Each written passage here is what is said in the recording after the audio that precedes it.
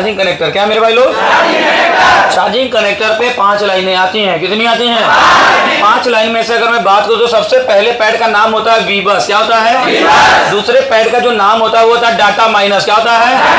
इसको data minus भी बोला जाता है। ठीक है मेरे भाई। इसके ठीक नीचे आता है डाटा प्लस। क्या जाता है? Data plus. इसको डीपी भी बोला जाता है। ठीक है मेरे भाई।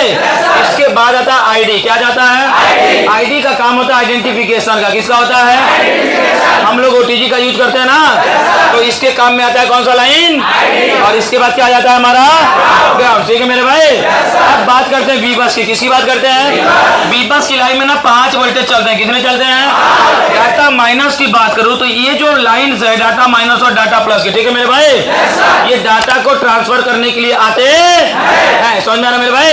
अब ये जो डेटा होता है, क्या होता है मेरे भाई, हम लोग मोबाइल को पीसी से कनेक्ट करते हैं ना, या तो डेटा डालते हैं या तो डाटा लेते हैं। समझ में आ रहा मेरे भाई। यही होता है ना मेरे भाई लोग। तो ये जो डाटा माइनस डाटा प्लस की लाइन है, ठीक है मेरे भाई, ये डाटा ट्रांसफर के लिए होता है। किसके लिए होता है? बोलिए मेरे भाई।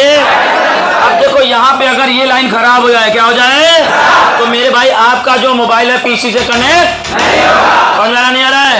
और गलती से अगर सॉफ्टवेयर करप्ट हो गया, क्या करप्ट हो गया, तो सॉफ्टवेयर भी नहीं होगा। समझ में आ रहा है मेरे भाई।